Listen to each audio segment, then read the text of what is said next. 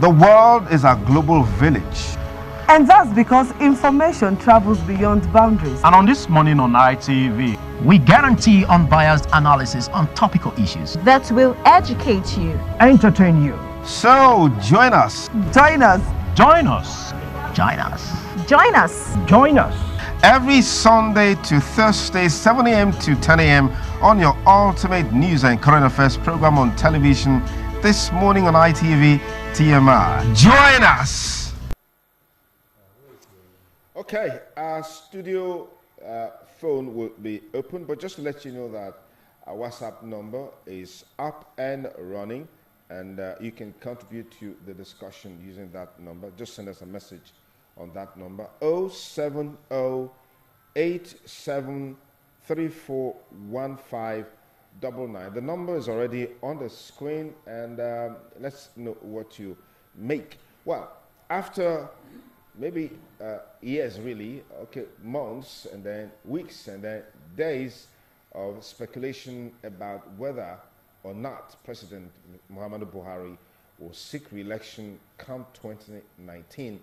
That was finally laid to rest yesterday at the next meeting of the ruling party, the All Progressives Congress. Mr. President, at the point of any other business of the day, AOB spoke and said he will recontest the 2019 election after due consultations with key stakeholders as far as the matter is concerned. And as usual, that has attracted reactions. We hear in Kano, there was a wild jubilation as youth stormed the streets celebrating his his expression of intent to contest the 2019 election. But he's not just yet the candidate of the ruling party. Well, the question now is, what next?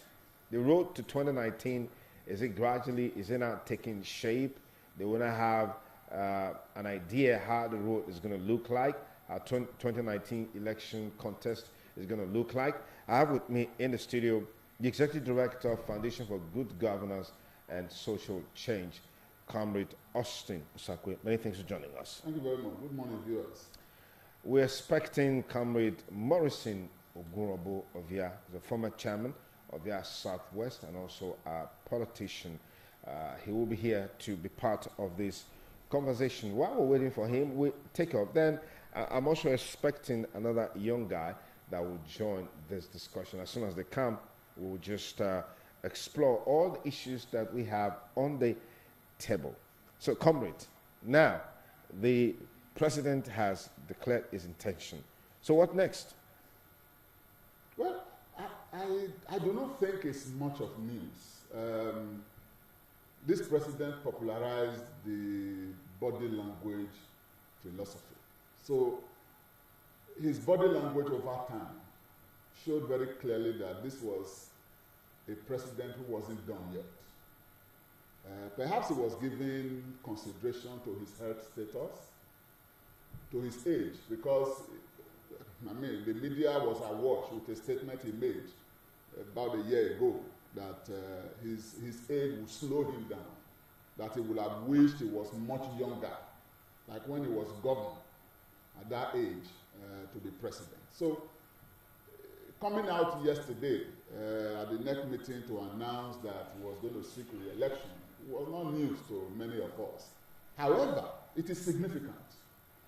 Significant because we now know that in the APC, there is one aspirant. And because of his position of a primus inter pares within the party, we could begin to assume that he may turn out to be the candidate. Even when the Congress has not taken place where he's supposed to emerge as a candidate? Well, I'm not aware that that party has held any Congress since they got into power. So perhaps there will be a Congress, but he has fired the sabo, and I do not think, I haven't heard any other person in that party express interest in the presidency. So perhaps they know what we do not know. But like I said, it is significant. It's significant because He still has over a year in the saddle. 2, he's not coming as a greenhorn anymore.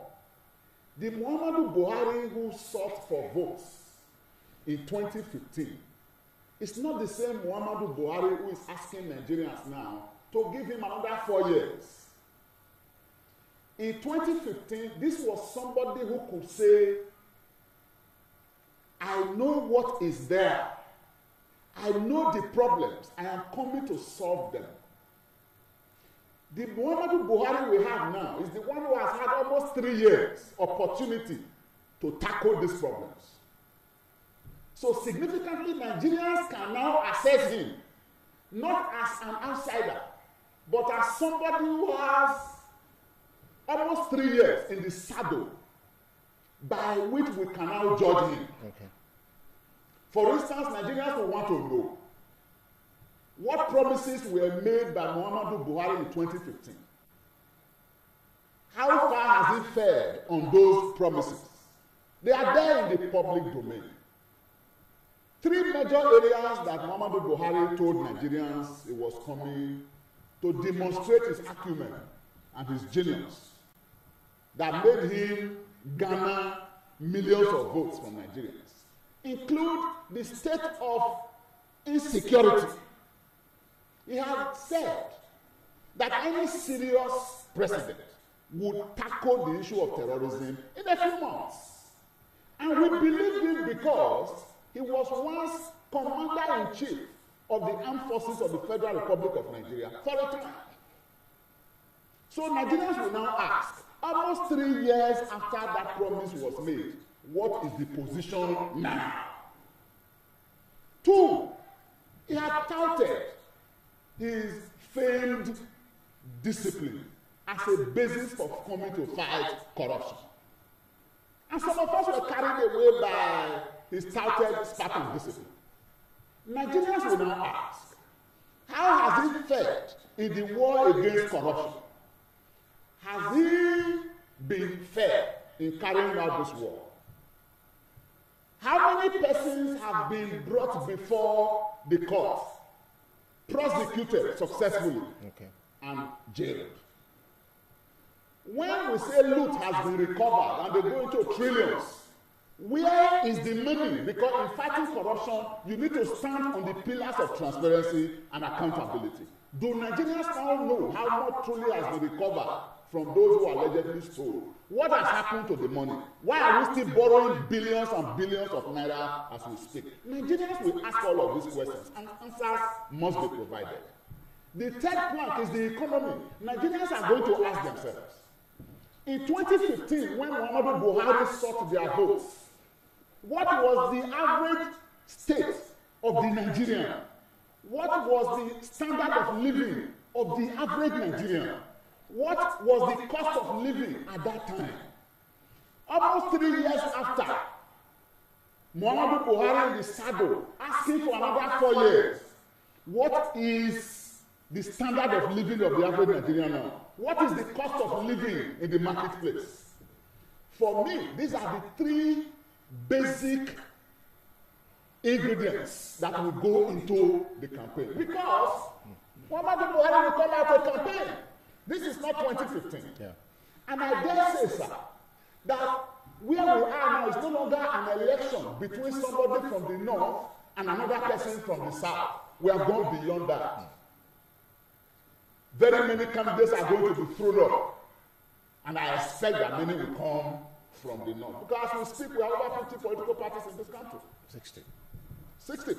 So they are going to be, it's going to be a question of polarizing the country along northern and southern lines, along Christian and religious lines. Yeah. We have gone beyond that. Nigerians know better now that their problem is not tribe, it's not ethnicity, it's not religion, it is bad leadership. Okay, now let me just take you on one point, which is on the plank of the economy. Godwin Emefiele, the CBN governor, just said, I think I saw that in the papers today, that Nigeria's foreign reserve is close to hitting 50 billion naira.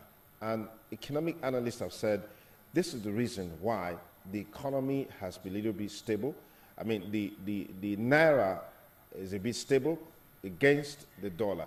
Isn't this a major feat, judging from where we are coming from, how the naira has been against the dollar in recent times? Two things. My reply to Emefiele. Number one is a government spokesperson. He was appointed by government. He speaks for government. When he talks but are these indices there? No, when he talks about foreign reserve increasing, I am bothered. I am a family man. I have a wife and children. And my children want to go to school. They want to eat. Perhaps they need medical attention from time to time. We are all human. My excuse for them, why they can't fare well, why they can't eat well, why they can't pay their fees, why when there is need to buy anti-malarial medication I can't buy, is that I'm saving money somewhere in a place called foreign reserve. And that as long as that foreign reserve is increasing, they can go without food. They should still have one personal fees. We are talking about a steady depreciation and deterioration in the standard of living of the average Nigerian. We are talking about skyrocketing prices in the marketplace. We are talking about growing insecurity. We are talking about the gradual decay in public infrastructure and services.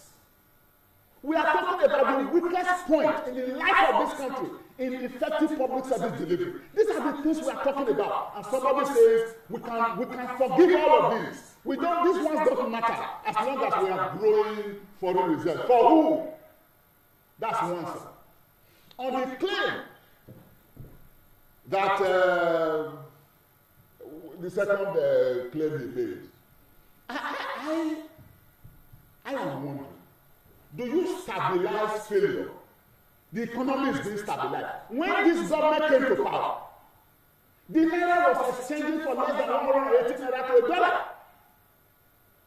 So you take it to 360, and you are telling us be happy because you have stabilized it at 360. When, as a matter of fact, what you told us when you were coming in was that 180 to a dollar was unrealistic. It was too much. You had a magic wand to bring it down. Some even boasted that they will make $1 to 1 naira. And we all want to go and give votes. So this time around we are asking, you took it to 360, that's times 2 of what you meant it. Let's even say that, yes, perhaps market forces.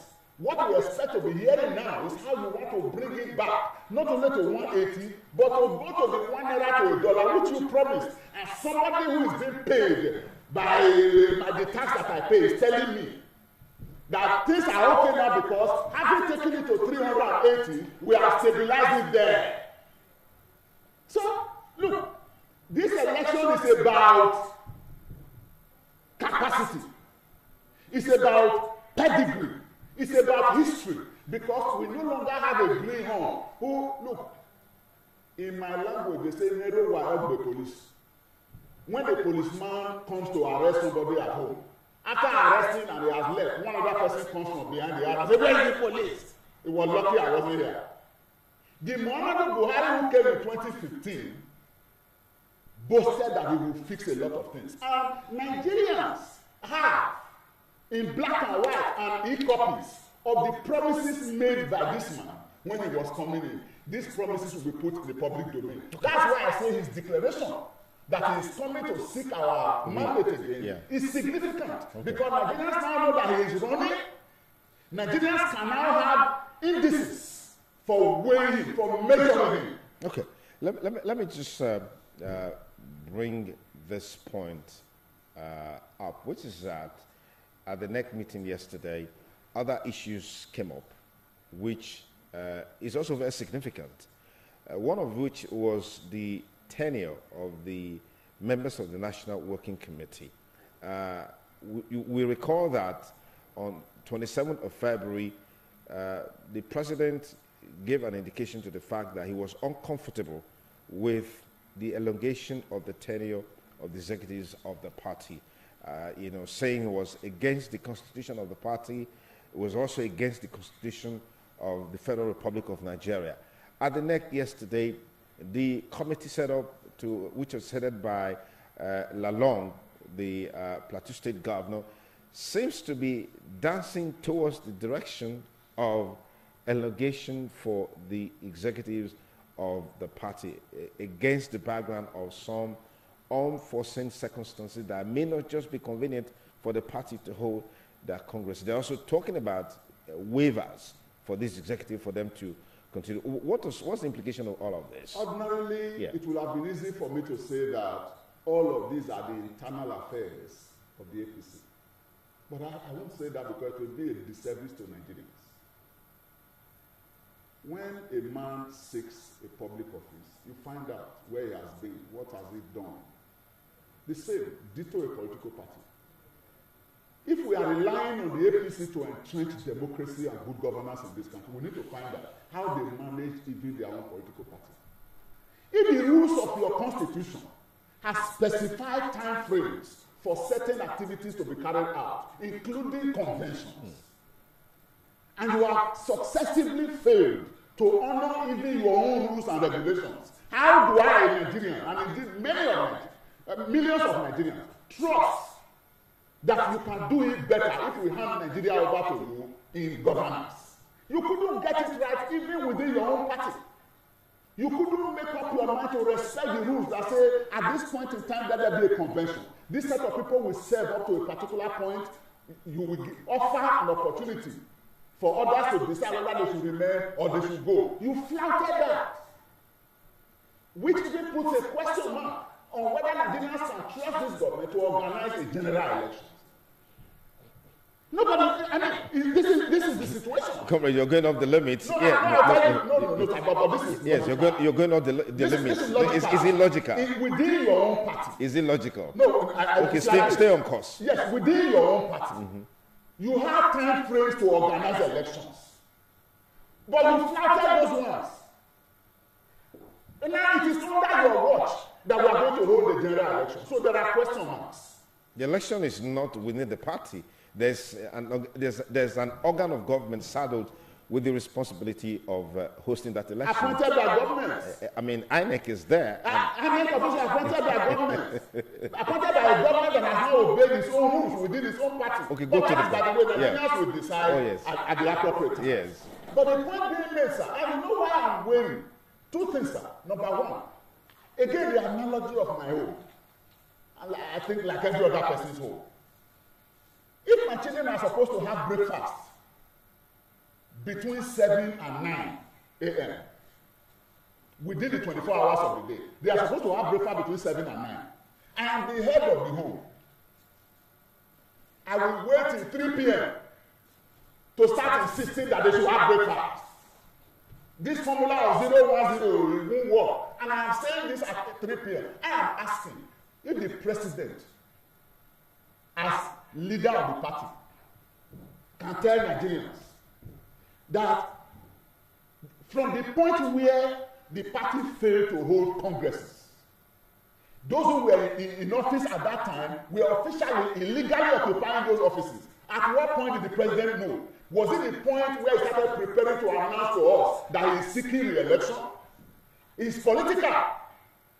The Bible says, "Love believeth all things." So we want to believe the president that he didn't know that those who had overstayed their mandate within the party had actually overstayed. Announcement has been made that, they can continue. The president didn't know, he didn't hear. It was when it became close to when he should tell Nigerians or his party that we seek election before he now started saying it would be illegal. Tenure allegation started long ago within the party. Why the president just know? So it is for Nigerians to determine whether they really can trust this bunch of people to continue for another 4 years. As a matter of fact, sir, I am one of those who voted for Buhari, and not only that, went all out to convince those who were ready to listen to me that we needed a change. This man was a man of Spartan discipline. So while I'm weighing him, other Nigerians too will weigh him based on what they can see. But I'll tell you, sir, the president Nigeria wants in 2019 is the one who will guarantee the security of lives and property. So Nigerians will wonder, why is it that across the country, as we speak, people are being maimed, they are being slaughtered, they are being butchered? It doesn't matter what tribe they are from. Like I said, these are going to do with ethnicity and religion. They are just two things that the political elite use in dividing our people. Everywhere in Nigerian life it is the responsibility of government, primarily, to protect that life. Is it a good look? We hear, I thank God for the media. The media is awash with stories of people being slaughtered in communities.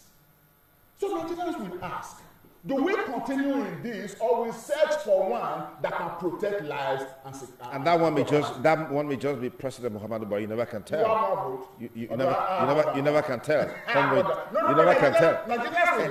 Anyway, let me.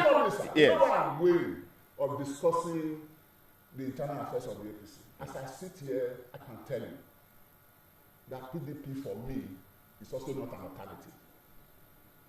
That is the crux of the matter. That's where we are. Because everything you see the APC demonstrating are the same characteristics that PDP demonstrated that led us to where we are. At the time, PDP was boasting that they will rule this country for 80 years. As I said, no, forever. These were the same characteristics. Lack of internal democracy within the party, clear rudderlessness and cluelessness in the affairs of governance, the arrogance of power that made those in authority to look down on Nigerians and tell them that they could go to hell. These are the same characteristics. So for me, what is significant at this point in time is that Nigerians need to look closely. We were under PDP for a good number of years. Problems remained. They were worsening. We chose APC.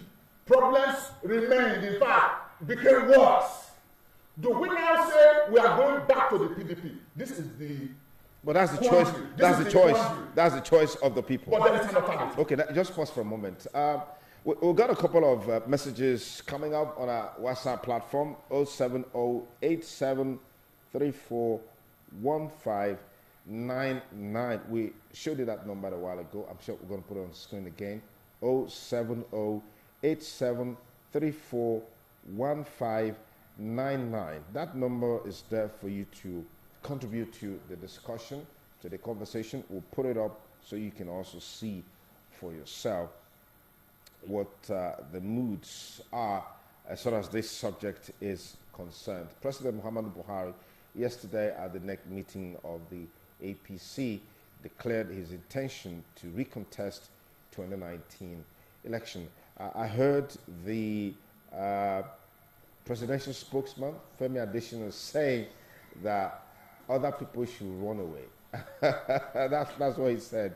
And then, of course, Governor Shetima said, that's the governor of Borno State, said, it's a big, big relief, all right?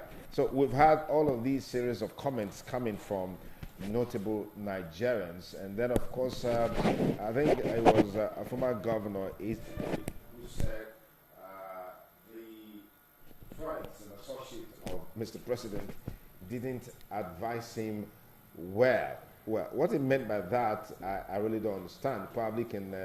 okay, so let's check out those messages now. Yeah. Okay, we've got some messages here. Good morning, ITV. Mr. Sakwe, you have spoken well. All the president promised, he gave us the opposite. Well, that's a contributor. You didn't put your name. Then you have, now that President Buhari has finally said that he's coming back for re-election, what are Nigerians going to be experiencing from government in another 4 years in terms of security? Joshua from Benin is talking. And then we have if PMB declared his intention for the second tenure, the primary election of APC should be done free and fair and not imposing himself on others. Everybody should be given equal right. Finally, other political parties should come out with good candidates and let the people decide who governs them. This is from Godwin. Godwin, thank you for the contribution as well. And then it is sardonic that this government do not have a direction. We say no to President Buhari in 2019 We are tired of the current high standard of living in the country. You didn't put your name there. It's good you put your name so we know it's coming from someone, not Sonny Duke reading it or Sonny Duke saying it. Hello, sir. If Buhari declares to contest, I mean, he has, no problem. We're waiting for him. Maybe he thinks Nigerians are not wise enough to know what they need. I particularly can't make such mistake again. Buhari and his party are still telling us that PDP 16 years of destroying the country is a reason for their failure, meaning they have no idea of what they want to do. That is the reason we voted for change. Buhari can only win 2019 election if he returns to his words of okay, some things we just can't say. We can't say. Okay, so let's take out more. The insecurity and the multiple killings in Nigeria, something else all they promised Buhari, promised Nigeria, he failed. What about school feeding program? He promised us. Now, if you loot money in this country, decamp from your party and cross to the ruling party, nobody will ask you. Look at the list of looters. There is no ruling party people's name on it. Do you want to tell me that them do not loot money? Anyway, my name is Osage Godfrey Onigo. Thank you, Osage, for your contribution. And then we have this. The president's election bid for me is what we should be expecting from what we have experienced from his government, what we are experiencing. I expect Nigerians to vote wisely come 2019. As you know, experience, they say, is the best teacher. This is from Januska. Januska, thank you for your contribution. And then can we take more? Can we take more quickly? I've never had doubt in the analytical prowess of Austin Osakwe. How do you boast about rising foreign reserve how do you boast about raising foreign reserve without associated rise in the economic welfare of citizens? I know affliction will not arise again. This is Aras Orodoye from Use. Okay, the messages are just pouring in. I can tell you for sure that we'll do that for the rest of the day and we won't make any headway. I've got Baron Mike Osarai joining this conversation. Baron, thank you for coming on the program. Good morning. We're still expecting Comrade Morrison Ogurombo of here to join the studio. I'm sure he'll be here anytime soon. While you were walking in, Comrade Austin Osakwe said something that, yes, Buhari's declaration of his intention to recontest 2019 is very significant. But he said something striking that we've seen the APC now, we've seen the PDP before. In his opinion, he doesn't think that the people will want to go back to the PDP. What do you have to say about that? Well, that was exactly his opinion. I believe that the time is going to come that Nigerians will be saddled with the choice of do we go with Buhari or PDP or maybe the third force as it is now. So it will be, for me, it is still very, very open. Still open to each of the parties that want to contest as far as they meet the electoral laws. However, if you ask me for my concern, I think I'll tell you that if you have two wives, you've dealt with both of them on the same condition or almost the same condition, and then you have a choice to make between the both of them, you're going to need to make one. And you may not necessarily need to look for another that is telling you another sweet story, because Nigerians are now very used to people coming to say, we will do this, we will do that. So they may necessarily need to choose between two evils, the PDP, the APC, and that is where we are. Are you saying that Nigerians can't find a better choice than either the PDP or the APC? Of course. That's why I said it's still open. Okay. Austin, you probably want to comment on that.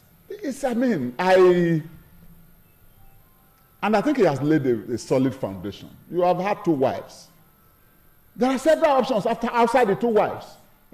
If the two wives are going to end your life, then leave them. Because in any case, it's no longer a question of whether you could have married more than one in the first place. We have crossed that. You have two wives. You have tried both of them. And they are equally terrible. So, you can ask both of them to go. look, the truth of the matter is, I'll tell you the basis for this third force thing.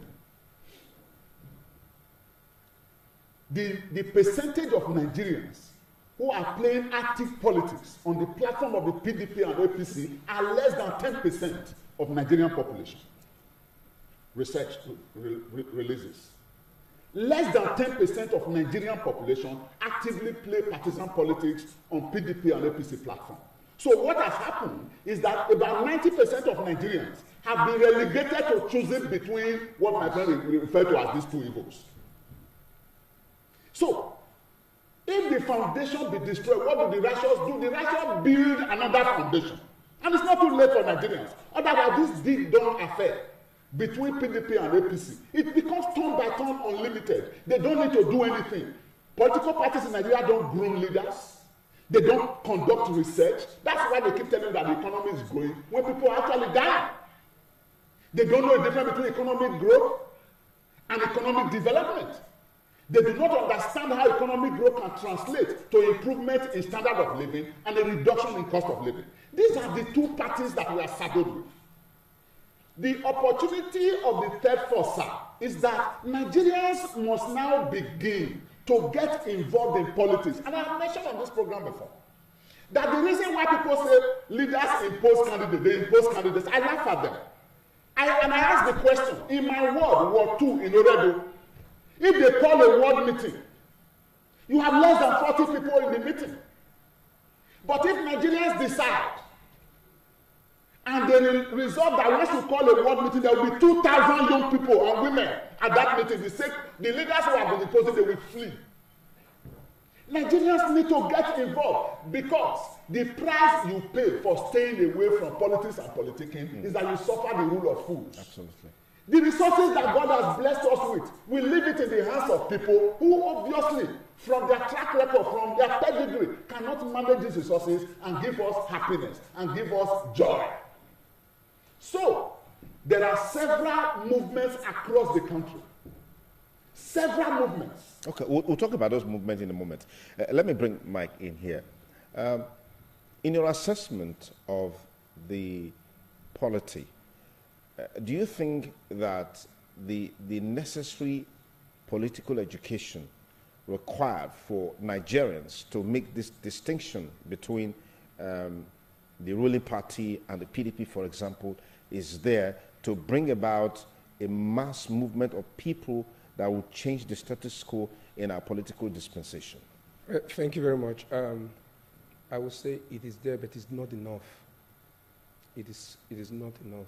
We really need to do a lot of orientation. So that means this third force stuff is dead on arrival? Well, the third force stuff is more like, I would still say that the same players at the end of the day may end up being the ones playing the third force. Like my leader here just said, the truth is a lot of Nigerians are not interested in politicking. We make noise, we complain, we do this and we do that. And at the end of the day, we're going to still go back to these traditional parties. I do not see much of new people, new young guys in this third force already. What we are seeing now is it's more like they are holding this party for the real guys to come when time comes for the campaign. They have argument in their party. They are not given the tickets, and they will all come back to this third force. And that is exactly what happened in the case of the APC. We saw aggrieved people in different pockets, in different parties coming together to say, okay, we can join forces together. And if you look at the powers behind this third force, in quote now, you still discover that we have some traditional male, people that have been there from ages. We have them canvassing. We have them wanting to provide solutions they could not provide when they were there. So it may end up being the same ball game. It may just be that our problem would need to change name. From what we used to know to a new set of people, or the old set of people under a new cloak, coming to say now we are now ready to change the status quo. We are now ready to take government to the next level, to take governance to the next level. That may be the end of the story. There may not be a third force if Nigerians, especially ordinary Nigerians, or those that have not been in politics that have not been governance, coming into the third force, so we want to occupy it. We want to make this force the people's force. Yeah. If it is not so, we want to still leave it for the political bourgeois. We will still end up in the same place we were running from, if not worse. Okay. Comrade, what is in the guarantee, in your opinion, that this is doable, workable within the context of Nigeria? For example, if you take the number of registered voters, interface it with the number of people that actually come out on the day of election to vote, the margin is wide. I mean, you have less number of people coming out to vote compared to those registered. And there's this seeming apathy towards political activity. So where is the life of this third force if these are indices on ground? My brother has laid a very good foundation for this discourse on the third force. He has placed certain conditions on ground for the third force to materialize, and materialize positively. And that is that we need to do more of political education, more of mobilization, sensitization, and conscientization. And I can tell you, sir, I am on the street, and I can beat my chest that I work with the people, and I have done that for over 3 decades. The experience we have had in the past over 2 years in this country has been a catalyst that has spurred up interest of especially the younger people in what happens in governance. You will agree with me that the mainstream media is gradually being pushed aside by the new media. There's a lot of activity going on in the social media. I can talk richly about the third force because I have become associated with a major plank of the third force, which is the Nigerian intervention movement. There is the National Coalition Movement, which Obasanjo and others are spearheading. I belong to the Nigerian intervention movement that aggregates the very young people across the states of the country. And I can tell you that movements, meetings, mobilization is going on. And the trend you get is that people are dissatisfied with the 2 options. My father said, when you don't have a ground, you don't have a platform, 2 wrestlers argue, you just read out messages from WhatsApp sent in by Nigerians. They were not prompted. One thread ran through those messages. A complete dissatisfaction with this system and the need for something fresh to come up. That's what the third force represents. And let me tell you, sir, in politics, there is no purity. In the APC, I have friends there who, I can tell you, genuinely have the interest of Nigerians at heart. But have they been able to get to a point where they can influence policies and implementation? No, sir, because the political parties are ahead in the grip of a cabal. I talked about the arrogance of power. How do you imagine that a public officer, my tax is part of his salary? Your paymaster says he wants to run for office. You tell other Nigerians to run away. In the public domain, that is the height of the arrogance of power. And that arrogance must be clipped. And Nigerians are willing to do it. What has happened, sir, over time is that we didn't realize that in politics and politicking, you require 3 kinds of people. The good, the bad, the ugly. The reason I have not totally condemned the campaign with the kind of ferocity I should do is that I understand some of the interplay of forces with the parties that drives some people away to other parties. Okay. You have good ideas, you have the credibility, but because you have not been anointed by some nocturnal group, you can't have the opportunity to express these ideas. Within the PDP, within the APC, there are progressive people who really have the passion to come and uplift the standard of living of their people, to make a difference. So the third force is open to all kinds of persons to come. But however, I'll tell you what makes the third force unique. The NIM, for instance, Nigerian Intervention Movement, intends to link up with other such coalitions across the country, adopt a political party, be decisively involved in how who eventually becomes the flag bearer emerges. Because don't deceive yourself.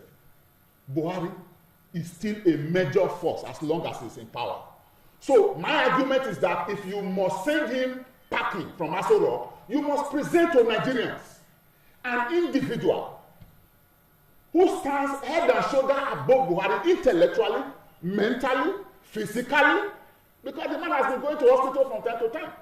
And then a man who must understand the grasp and convince us of what he's coming to do, and is to a large extent untainted. They will emerge. So people say, where are the other people? And I say they will emerge. Election is February. That's a long time away. Yeah. So essentially, I think Nigerians shouldn't lose hope because God is not finished with us yet. What we should be doing now is to encourage people who have not registered to go and register. We call it the PVC revolution. Those who have not registered, you know you have suffered in this country. Don't just lament anymore. The tool you have is the PVC. Go and register. And we're doing that. People are doing that. You'll be surprised. The movement that is going around the country. Okay. Two, we need to, we have been stopping that. My brother said Nigerians are not involved, which is true. But mobilization is not enough. After you are mobilized, you need to now sensitize and conscientize. It is the absence of sensitization and conscientization that makes the groups which have been mobilized to go and accept 3,000 and 5,000 to vote for any individual. On election day. On election day. Because they have not been sensitized and conscientized. Look, I can tell you, I can boast about it, that there are more Nigerians out there who will not accept money to vote than those who are willing to accept money to vote. Okay. I say this confidently. All right. So our duty, therefore, is to ensure that those ones come into the political process. The political process does not belong to these few people who are arrogantly looking down at us and throwing things at us. Let me push you there, Austin Osakwe. Baron, the opposition party, your party, has said repeatedly they're looking forward to the incumbent president seeking re-election. That prayer has been answered. But what alternative are they bringing on the platform? Thank you very much. First of all, it is true that we knew that he was going to say he was running. Oh, yes. And we know that the moment he says that, perhaps others who want to run for the same position in his party will chicken out. Okay. However, I think we were waiting for him to make this mistake.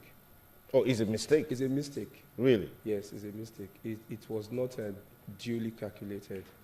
It's a mistake because I think that in a party where you have people of forces, they have funds, they have interest and everything, you must be able to manage those interests so you don't end up causing catastrophe. They are forgotten very quickly exactly what happened in the PDP. We must always tell ourselves the truth. That was where the problem started from. It was going to be Jonathan, or every group, Jonathan, here, Jonathan, this, Jonathan. The truth is, man, yes, many of us wanted him to contest. Many of us wanted him to be but however, I think the process, now you just have started feeling the pulse of the street, how people are not ready. I have seen a lot of my friends who were ready to die for Buhari prior to the 2015 election, who are now very repentant and saying, we made a mistake then. We will never try it again. And every other political party are ready to catch into these things you are saying now. If it was not so, it would have bothered us. We would not even know the pulse in the street. Perhaps we will still think they will still be ready to play patriotism with the same man they trusted in 2015. But as it is now, the politics will start. The PDP will now look at our house and look at those that are good enough, strong enough, like Austin Osakwe said, that can contest election with this same Buhari that we know. Of course, he's still a very strong force. He has governors, he has funds, he has power, he has security apparatus in his custody. However, the PDP should now look at itself as it is and say, okay, who can match this man one-on-one? If not, we'll still be assuming. And 2019 is very close. Okay, you said a while ago that is a mistake that they made. In your opinion, one would interpret that to mean that that mistake is to the PDP's advantage. Of course. Okay, how do you interface that against the third force, which Austin Osakwe has spoken so passionately about? Isn't that a major challenge too for the PDP to contend with? Well, the third force, we have seen movement, we've heard. However, you cannot assume enough. Also, Osakwe just said some things that Nigerians were going to come out. We don't even know those who are coming out. And it will be infantile for you to start to fight what you have not even seen. When you don't know who your opponent is. You understand? So that is why Buhari's case is an advantage. Okay. All right. Let me just get back to the MCR and see if we can get one or two contributions from viewers across the world via our platform, the WhatsApp platform, 070-8734-1599. That's the number. We'll check out those messages now. Let's know what Nigerians are saying. Of course, we talked about Buhari's re-election bid. We talked about the third force, but we will not have the time to look at the third issue. Please, let Buhari go and rest. I pray we have a God-fearing candidate. This is Comrade Osawe AK. Thank you for your contribution.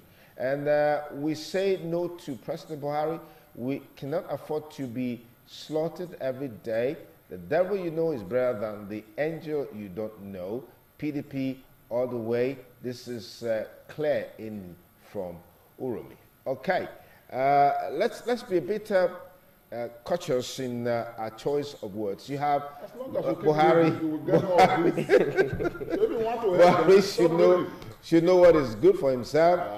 He should better withdraw. But he has a right. He has a right. This is from Jalakbo Gray. I hope that's your real name. Anyway, well, that's okay. Let's get this last one before we call it a wrap. Mr. Osakwe has spoken well because our so-called president, now we're using PDP 16 years of administration as an excuse. This is coming from Ray. Yeah, you didn't hear that from me. You probably saw it there. Anyway, let's take this.